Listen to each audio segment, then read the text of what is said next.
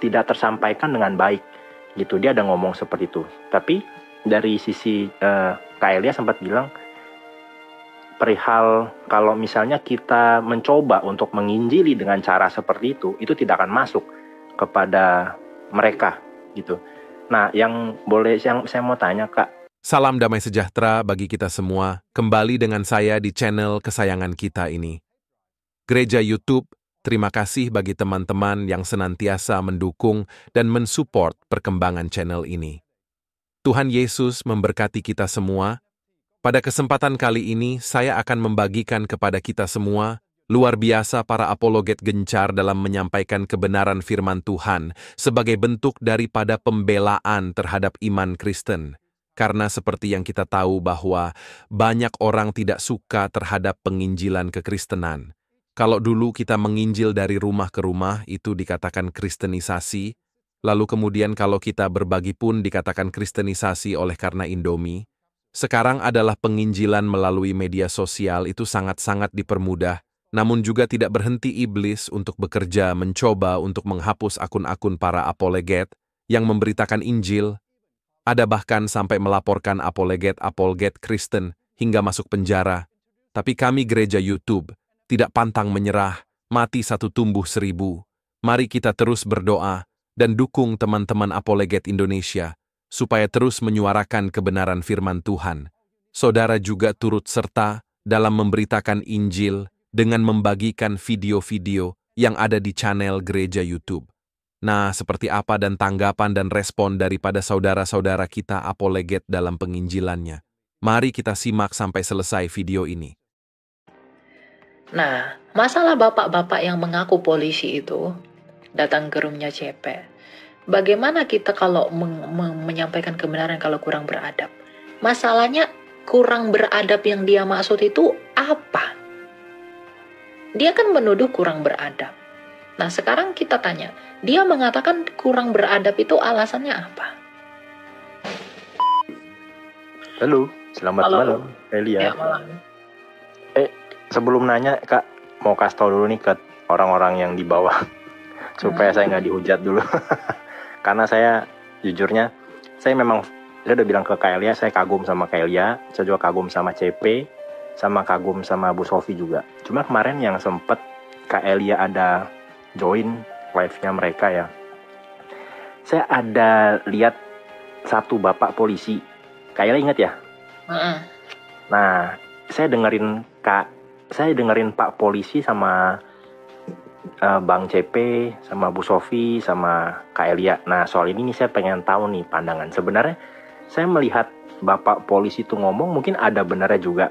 Karena memang kalau firman atau kebenaran kita coba, ini yang saya note ya, Jadi kebenaran kalau disampaikan dengan kurang cukup beradab gitu, kebenaran tersebut juga tidak tersampaikan dengan baik gitu. Dia ada ngomong seperti itu. Tapi dari sisi Kak Elia sempat bilang perihal kalau misalnya kita mencoba untuk menginjili dengan cara seperti itu tidak akan masuk kepada mereka gitu. Nah, yang saya mau tanya Kak, yang dimaksud Kak Elia itu saya penasaran sih. Kenapa mereka bisa tidak masuk dengan menggunakan cara yang kelemah lembutan? Bukankah perjalanan Yesus di bumi itu bukankah perjalanan adi kodrati, yang mana itu mencoba untuk memberitakan kerajaan surgawi, dan kerajaan surgawi itu sendiri kan sifatnya kan adalah damai, sejahtera, dan sukacita, bukan sakit, bukan kekasaran dan bukan kekasaran, keras atau dan lain-lain seperti itu Kak. Ya, itulah pandangan orang yang salah tentang Yesus.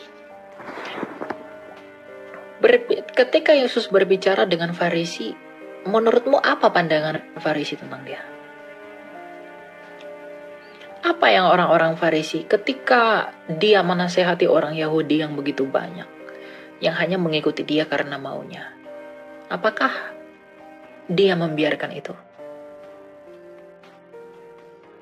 Ketika dia menegur orang Farisi, bagaimana caranya Tuhan Yesus itu menegur? Dan kalau kamu katakan, bukankah dia datang adalah untuk damai? Dan enggak. Dia enggak datang untuk perdamaian. dengan manusia. Manusia dengan manusia, bukan. Dia datang memperdamaikan manusia kepada Allah. Makanya Tuhan Yesus berkata apa? Aku datang bukan untuk membawa damai. Aku datang membawa pedang. Membawa pedang itu adalah dalam pengertian penginjilan. Karena penginjilan itu akan memisahkan orang. Anak dari ibunya, bapak dari anaknya. Karena respon Injil itu hanya ya dan tidak. Nggak ada abu-abu di sana. Nah, menurutmu ketika Tuhan Yesus mengatakan aku datang bukan membawa damai, melainkan membawa pedang. Itu konteksnya penginjilan. Itulah pandangan orang yang salah tentang Yesus. Orang-orang berpikir kita harus lembut. Buah dari kelembutan itu ya kesesatan itu. Dia terlalu lembut, pada akhirnya kompromi. Tuhan Yesus bilang apa? Kalau ya katakan ya, kalau enggak, katakan enggak. Lembut di sana itu bukan kata-katanya yang lembut, tetapi hatinya yang lembut mau menyampaikannya. Nah, masalah bapak-bapak yang mengaku polisi itu datang ke rumahnya CP. Bagaimana kita kalau menyampaikan kebenaran kalau kurang beradab? Masalahnya kurang beradab yang dia maksud itu apa? Dia kan menuduh kurang beradab. Nah, sekarang kita tanya, dia mengatakan kurang beradab itu alasannya apa? Apakah kita menambah dari apa yang kita baca? Mungkin maksudnya, sorry Kak, dia kemarin itu memprotes soal kayak diketawain gitu, kayak diiniin kayak gitu. Jadi mungkin itu lebih ke arah attitude sih, kayak gitu maksudnya dia. Iya, maksudnya masalah ketawa dan lain-lain itu hal biasa. Tapi apa yang mereka sampaikan, JP sampaikan, Bu Sofi sampaikan, itu ada dasarnya nggak, literaturnya nggak dari mereka? Ada Kak. Toh juga, ya udah. Jadi kalau dengan membacakan itu lalu disebut tidak beradab, bukankah yang ngomong itu sebenarnya yang tidak beradab? Karena apa? Dia menghakimi tanpa pengetahuan. Nah, orang banyak menentang proyek apologetika. Waduh, apologetika itu seperti preman apa segala macam. Enggak. Menurutmu ketika Santo Nikolaus itu menampar bidat Arius, dia tidak diperkenan Yesus? Ditampar loh bidat itu. Oh, kita harus lembut-lembut. Apakah ada Athanasius ngomong begitu ke Nikolaus? Enggak. Jadi orang-orang ini mengidentikan kasih itu memang lemah lembut. Tapi lemah lembutnya itu pengertiannya apa? Tuhan Yesus marah loh. Pernah nggak dia marah? Marah. Tuhan Yesus adalah pribadi yang paling banyak berbicara tentang neraka. Ketika dia bilang kepada Farisi dalam Yohanes 8 ayat 24. Kalau kamu tidak percaya bahwa kuliah kamu akan mati dalam dosamu. Ketika Tuhan Yesus berkata begitu, bukankah orang Farisi merasa terhakimi? Pasti. Tapi apakah kita akan menyalahkan Tuhan Yesus? Enggak kan? Ketika dia memporak-porandakan pedagang-pedagang yang di bait Allah, apakah menurutmu dia marah? Ini penjual burung. Aduh, apakah gitu kira-kira memindahin barangnya? Yang dia rusak-rusak itu orang penjualan jadi sarang penyamun. Apakah dia marahnya lembut-lembut? Tidak. Ingat, Dui Natur Kristus, kasihnya, keadilannya itu beriringan, berjalan. Jadi jangan pandang Allah itu adalah kasih, tapi kamu melupakan Allah itu adalah Allah yang adil. Nah, demikian juga menghadapi kadrun-kadrun ini. Ada tempat bagi mereka di mana mereka harus ditreat dengan halus. Betul itu, harus ditreat dengan baik. Tapi ada masa, seperti yang tadi, yang ngayal-ngayal begitu. Ada masa buat dia, paham itu harus dihancurkan. Ditunjukkan semua dalil yang dia pahami itu. Agar dia membuka dirinya. Seperti tadi, saya ngajar, masuk nggak di kepala dia? Enggak kan? Nggak masuk. Iya, nggak masuk. Nah, berarti pahamnya dia yang menyebabkan ajaran itu nggak masuk harus dirusak dulu. Nah, Bu Sofi, CP itu tugas mereka. Karena yang bisa merusak pikirannya itu adalah apa yang dia imani itu. Kayak tadi coba misalnya, saya capek ngomong terus, nggak ada yang masuk. Tapi coba dia berhadapan dengan CP, atau Bu Sofi, atau Agatha, ya, atau siapa gitu yang pinter. Atau Edis, pasti langsung dibawa ke kitab mereka. Kalau mereka sampai nggak bisa jawab, mereka akan merenungkan. Artinya apa? Cara itu membuat mereka berkontemplasi, merenung. Oh iya ya, pertanyaan saya kalau diaplikasikan ke iman saya juga akhirnya jadi begini. Jadi dia akan merenung. Yang pada akhirnya ketika dia mulai merenung, dia mulai melembek. Lalu masukin pengajaran Injil. Saya ngomong setumpah sebanyak apapun tumpah-tumpah seperti ember, itu nggak akan masuk kalau orang yang seperti tadi. Nggak akan masuk. Tapi kalau ajaran jadi telanjangi, harus baru dia tahu apa yang benar. Ya, jadi diksi-diksi dia itu pun yang mengatakan kurang beradab apa segala macam. Karena dia nggak terjun langsung ke dalam. Makanya saya bilang, ya udah biarin aja Bu Sofi dengan cara Bu Sofi, CP dengan cara CP. Lalu Edis dengan Edis, Agatha dengan cara Agatha, biarin aja mereka dengan cara mereka. Nggak usah sok-sokan kita tuh jadi guru BP buat mereka. Karena mereka ada pangsa pasarnya tersendiri.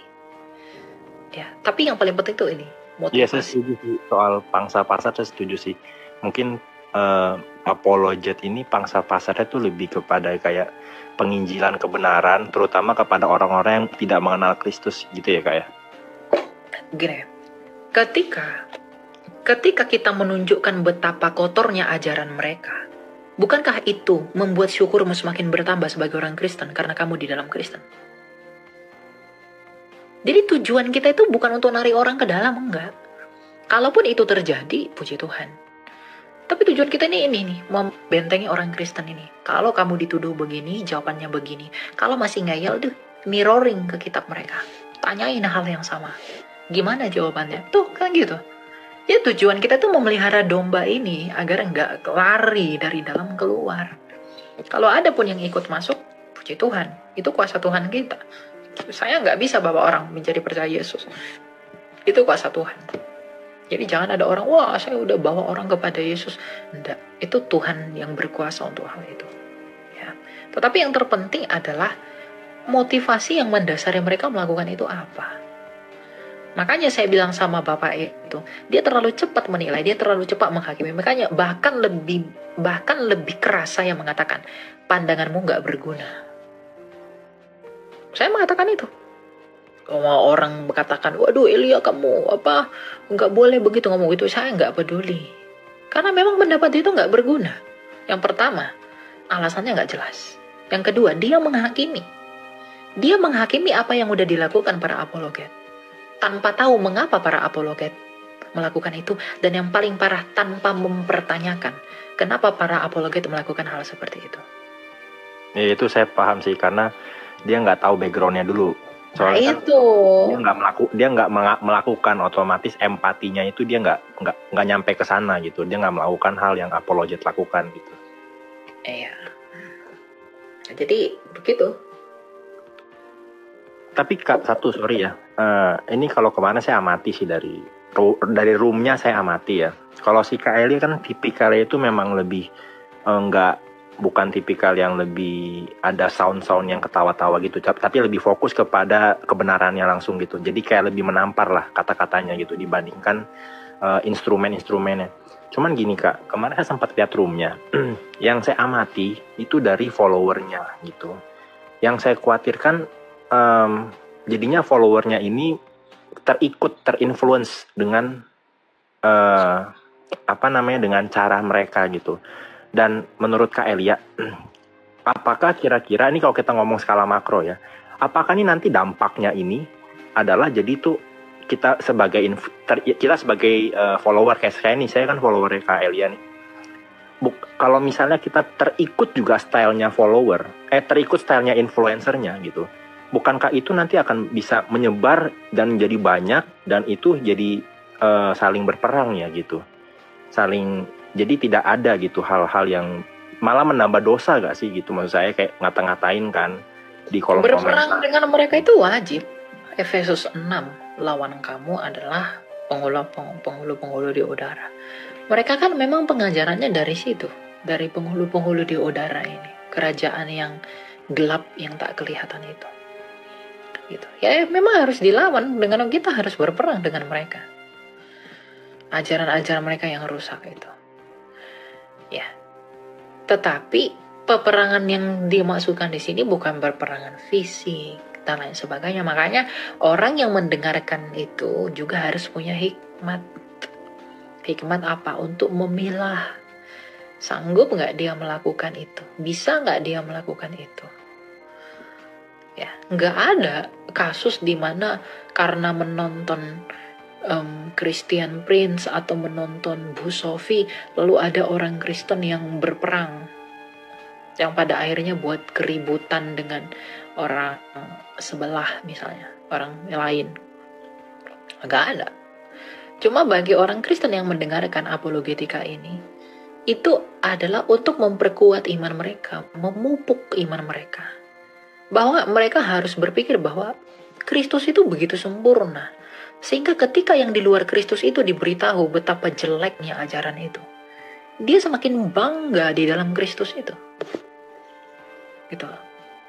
Ya kita kan bersyukur kita di dalam Tuhan yang kita yang benar. Karena kalau aku di sana, waduh, aku bakal begitu. Jadi orang yang punya niat untuk ke sana jadi nggak jadi. Gitu. Orang kan punya intensinya masing-masing dalam pengertian apa. Orang itu bisa dipuaskan, bisa disadarkan itu dengan cara-cara tertentu. Makanya saya katakan don't judge. Jangan hakimi. Mereka rela loh berkorban waktu, tenaga, pengetahuan, belajar. Dan yang paling penting adalah mereka melakukan itu karena panggilan mereka untuk apa? Untuk membungkam tuduhan-tuduhan mereka tentang iman kita.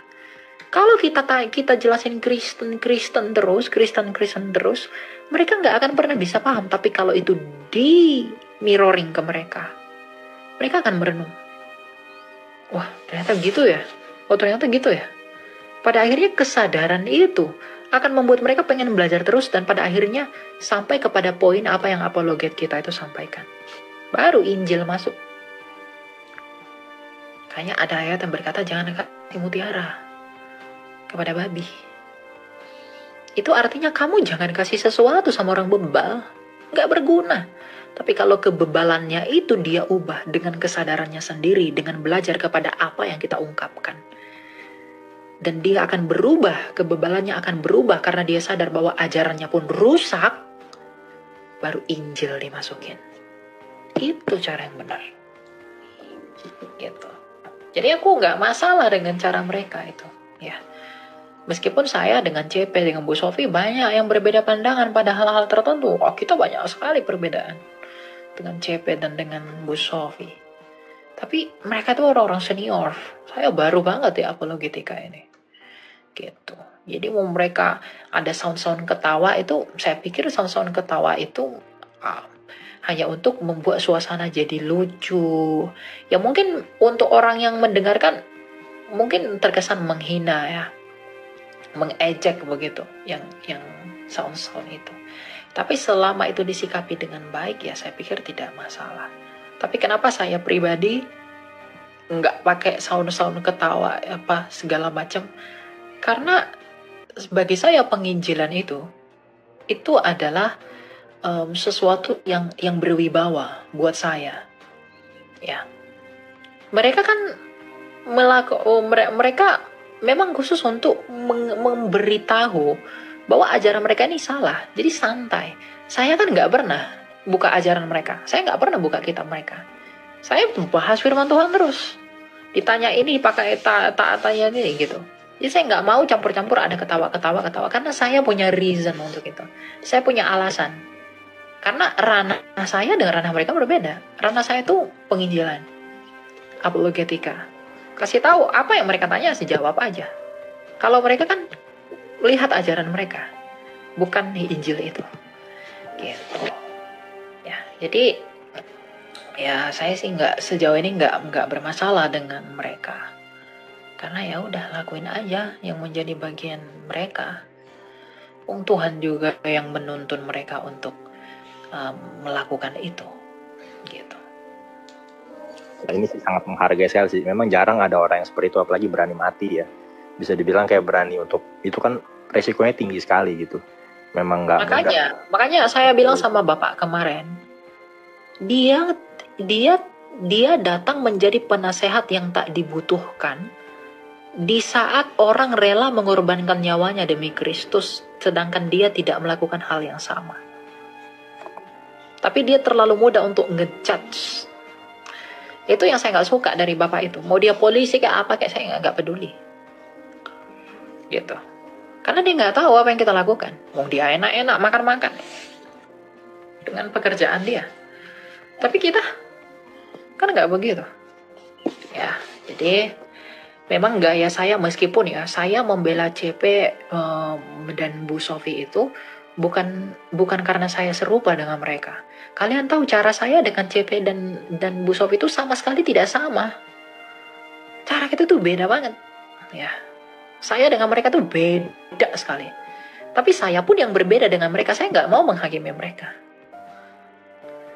Kalau Anda sering mengikuti roomnya dia, CP dengan juga Bu Sofi, ada berapa banyak orang dari sebelah itu yang pada akhirnya sadar dengan ajaran mereka yang sesungguhnya berkat apa yang mereka jelaskan itu.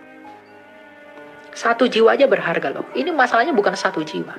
Banyak yang pada akhirnya mengerti, pada akhirnya sadar dengan ajaran mereka ternyata memang seperti itu. Nah ini yang perlu dibenahin lagi. Nah orang-orang yang sudah dirusak begini, doktrinnya, itu dikasih ke orang-orang seperti saya. Memang yang khusus pengajar-pengajar. Jadi nggak ada yang salah.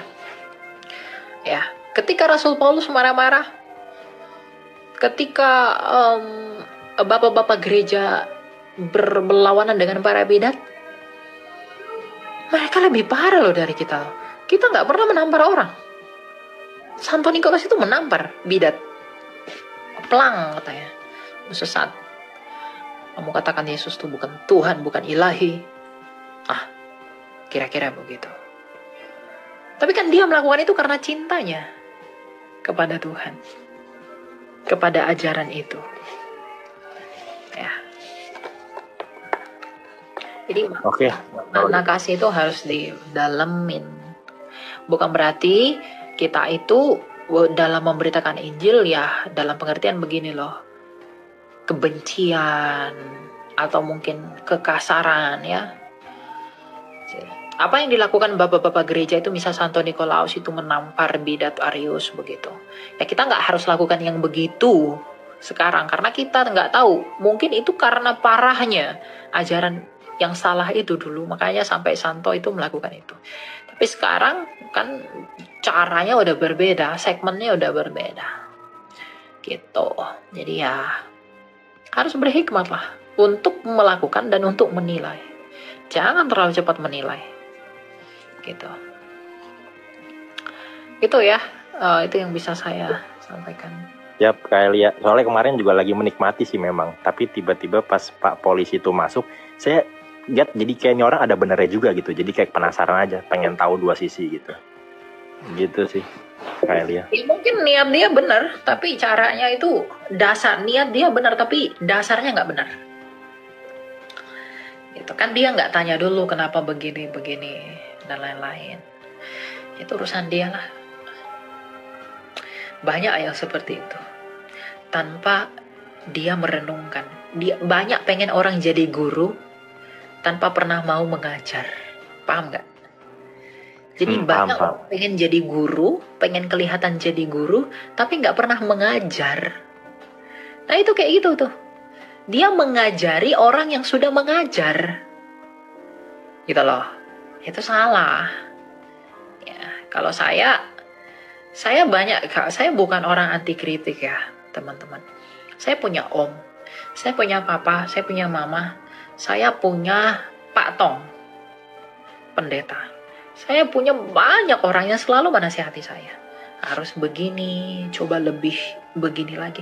Saya terima tuh semua. Makanya kemarin waktu Cynthia, om saya bilang, dan tante saya bilang, kamu itu udah banyak berubahnya dari yang dulu.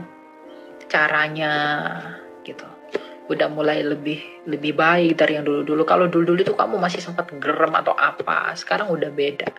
Gitu. Saya selalu menerima hal-hal yang memang baik buat saya. Tapi kalau yang seperti itu, patentengan langsung mengkritik tapi alasannya tidak jelas, ya tidak bisa lah. Ya, saya bukan orang anti kritik. Bahkan sama Bu Rita Wahyu loh. Saya chat kemarin dengan beliau, saya bilang, Bu, kalau saya ada kesalahan dalam pengajaran, tolong koreksi saya. Kalau ada saya salah dalam menyampaikan sesuatu, tolong koreksi saya. Bu Rita bilang apa? Siap, Elia. Sama Pak Gracia Pelo. Sebelum saya buat konten, saya kasih tahu deh, Pak Gracia, saya mau belajar dari Bapak. Saya pengen dikasih tahu ini, saya kasih tahu. Saya buat video. Videonya begini ini Pak, saya kasih videonya. Kira-kira ada yang salah nggak? Ada yang salah, kamu tarik tuh videonya. Saya tarik video saya hapus, saya buat lagi yang baru. Itu karena saya mau belajar dari mereka. Bukan merasa benar sendiri. Jadi kalau saya buat sesuatu, itu saya sudah tanyakan dulu kepada orang-orang yang lebih senior dari saya. Sama Pak Bambang Nursena kemarin saya chat juga. Pak Bambang, saya mau tanya mengenai Septuaginta begitu. Meskipun belum beliau bilang saya masih sibuk, nanti kalau saya ada waktu. Tapi itu upaya saya untuk saya itu menghargai mereka itu sebagai orang yang senior gitu loh. Itu cara saya. Pak Bambang saya chat, Pak Gracia Pelo saya chat, Bu Rita Wahyu yang udah senior-senior ini tuh saya tanya kepada mereka. Gitu. Jadi kalau orang bilang, wah kamu anti kritik, saya nggak anti kritik. Tapi saya lihat yang kritik itu siapa. Gitu loh. Kalau Pak Bambang yang kritik saya, kalau Bu Rita kritik saya, kalau Pak Gracia kritik saya, itu wajar. Kenapa? Karena mereka sudah di dunia yang saya jalani. Gitu. Tapi kalau yang yang tidak berapologetika, tapi ngekritik lalu merasa kita ini kayak penjahat begitu ya, come on lah, gitu. Jangan begitu. Ya, hargai apa yang udah dilakukan oleh para apologet ya. Gitu. Ada yang lagi bertumbuh, ada yang sudah di atas, ada yang sedang berjalan dan lain sebagainya. Gitu ya. Semoga itu membantu. Ya ibarat kata kayak pemusik dikritik yang bukan pemusik gitu ya. Jadi kayak gitu loh. Gitu. Tapi ya udah, semua Tuhan kan yang menilai kita. Siap. Thank you Kak Elia jawabannya. Tuhan memberkati Kak. Selamat malam. Udah itu aja Kak, kepanjangan orang lain nggak sempat nanya orang lain. Terima kasih. Selamat malam. Nah teman-teman gereja YouTube, bagaimana pendapat dan tanggapan saudara? Setelah menyaksikan video ini, oleh karenanya, silakan berkomentar di kolom komentar. Berharap komentar saudara adalah komentar yang membangun, komentar yang positif, yang baik, serta komentar-komentar yang mengedukasi kita semua, atau tuliskan di kolom komentar Tuhan Yesus dahsyat, Tuhan Yesus maha besar. Itulah tadi video yang bisa saya bagikan. Kalau saudara suka, jangan lupa bagikan ke media sosial saudara. Berikan tanggapan teman-teman yang menonton video ini bagaimana? Boleh berikan pendapat kalian di kolom komentar. Atau teman-teman gak usah repot-repot, cukup tuliskan di kolom komentar Tuhan Yesus baik, atau Tuhan Yesus dahsyat, atau Tuhan Yesus juru selamat manusia di kolom komentar. Itu adalah bagian doa saudara untuk kami, dan para pendengar selanjutnya yang menonton video ini. Mana tahu mereka membaca komentar kalian, hatinya terketuk, dan Tuhan Roh Kudus langsung menjamah mereka. Terima kasih saudara, jangan lupa klik tombol subscribe, dan bagikan video ini. Tuhan Yesus memberkati kita semua. Sampai jumpa di video berikutnya. Shalom saudara, generasi muda FKPPI, saudara yang mau mendukung pelayanan misi kami untuk terus bisa mengumandangkan penginjilan generasi muda Forum Komunikasi Pelayanan Penginjil Indonesia. Bisa melalui Bank BRI 042 10 10 048 705 60 atas nama Generasi Muda FKPPI, Forum Komunikasi Pelayanan Penginjil Indonesia. Dan bisa melalui kris ini, silakan scan barcode kris ini melalui mobile banking saudara. Tujuan dari pelayanan misi ini adalah untuk menjangkau banyak jiwa di pelosok-pelosok desa yang rindu untuk mendengarkan firman Tuhan dan untuk kegiatan apoleget yang menjalani penginjilan ke desa-desa untuk bisa terus mengabarkan kabar baik di seluruh tanah Indonesia. Selain melalui media sosial YouTube, kita tetap terus bisa menyuarakan kabar baik secara offline. Boleh dukung asosiasi ini melalui rekening ini dan bisa melalui kris mobile banking ini. Dengan cara scan barcode kris ini di mobile banking saudara. Terima kasih, biarlah kami berdoa agar semua kebaikan dan taburan saudara Tuhan yang membalas berlipat kali ganda. Tuhan Yesus memberkati saudara